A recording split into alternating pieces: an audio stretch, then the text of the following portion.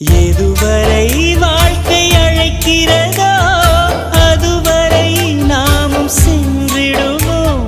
விடை பெறும் நேரம் வரும்போதும் சிரிப்பினில் நன்றி சொல்லிடுவோம். பரவசம், இந்த பரவசம் எந்நாளும் நெஞ்சில் தீராமல் எங்கே வாழுமே. கடவுள் தந்த அழகிய வாழ்வு